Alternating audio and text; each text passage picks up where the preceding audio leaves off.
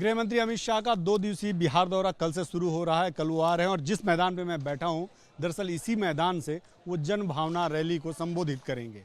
सीमांचल का यह इलाका है और मेरे साथ बात करने के लिए बिहार के दिग्गज नेता और केंद्र में मंत्री गिरिराज सिंह जी। गिरिराज जी, सीमांचल में पहले भी अमित शाह जी कई बार आ चुके हैं, इस रैली की क्या खास बात है?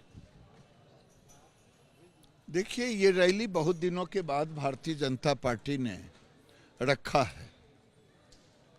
अब इसी को लेकर के लोग खास बात कर रहे होंगे, लेकिन हम तो संगठन की बात करते हैं और राष्ट्रीय अध्यक्ष भी रहे हैं अमित शाह जी, अभी गृह मंत्री हैं, तो हर दृष्टि से उनका आना यहाँ उपयोगी है। पश्चिम बंगाल यहाँ की सीमा से लगा हुआ है इस जगह से, और इस इलाके की जो डेमोग्राफी को लेकर हमेशा बीजेपी सवाल उठाती रही है, चाहे किशनगंज हो, चाहे वो पूर्णिया हो, अररिया हो, कटिहार हो। घुसपैठ एक बड़ा मुद्दा रहा है, तो माना जाए कि इस रैली के माध्यम से ये भी एक इस मुद्दे पर भी बात होगी।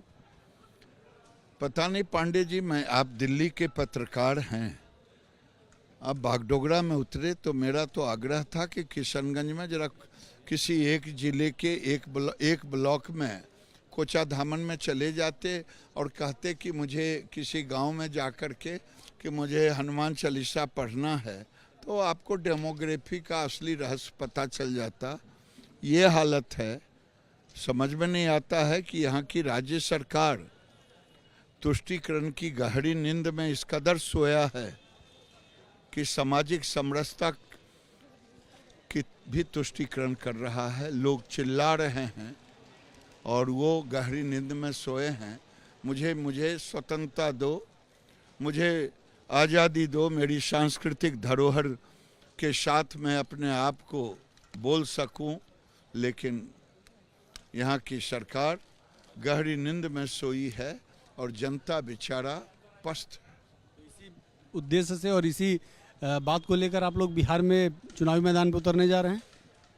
2024 का चुनाव इसी मुद्दे पर बिहार में नहीं, वो तो विकास, दुनिया में भारत की प्रतिष्ठा, सबका साथ, सबका विकास, सबका प्रयास, हमारा तो सूत्र वही होगा।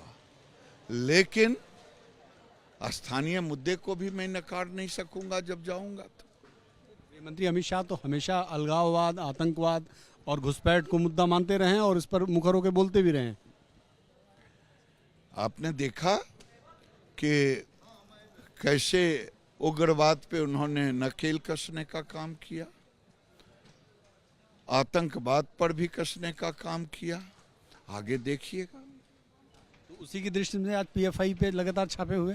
ये मैं नहीं जानता कि किस पे छापे हुए और कौन हुआ, मैं नहीं जानता। कानून अपना काम करता है, क्या करता है, लेकिन ये जरूर जानता हूं कि यहाँ की राज्य सरकार आज नहीं, आरजेडी पहले शिम्मी था, शिम्मी को संरक्षण देने का काम करता था। बड़ा बयान है आपका, आरजेडी पहले सीमित है। आरजेडी पहले शिम्मी था, आरजेडी उसको संरक्षण देने का काम करता था। आरजेडी का शासन था बिहार में, आप मेरी बात को समझिए। और जब सिम्मी पर प्रतिबंध लगा तो ये नया आतंकवादी पीएफआई और बिहार सरकार कहती है, ये तो वो कह रहा है कि 2043 तक ही हम मुस्लिम राष्ट्र बना देंगे, और बिहार सरकार के अधिकारी कहते हैं वो तो शारीरिक व्यायाम करा रहा है। माना जाए कि अभी मौजूदा दौर में भी पीएफआई को राज्य सरकार का संरक्षण है 200%। अगर नहीं होगा, बिहार तो आतंकवादियों के लिए स्लीपर सेल बन गया है। अगर स्लीपर सेल नहीं होता तो पूर्वांचल के, जिसे सीमांचल भी लोग कहते हैं, स्कूलों में मजहबी छुट्टी क्यों होती शुक्रवार को? पूरे देश में दफ्तर बंद होता रविवार को। नीतीश बाबू के नेतृत्व में 2 कानून चलता। मुसलमान की जनसंख्या अधिक है तो मुस्लिम मजहबी कानून यानी शरिया कानून। बिहार में तो अप्रत्यक्ष शरिया कानून चल रहा है पूर्वांचल में, सीमांचल।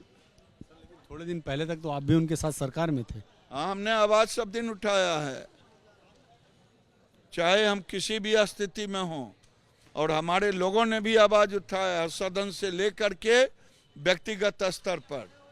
क्या इसी वजह से नीतीश कुमार कहीं ना कहीं दिक्कत महसूस कर रहे थे, इसीलिए सरकार से अलग हुए? अगर ये दिक्कत था तो मैं नहीं कह सकता कि आराम क्या था।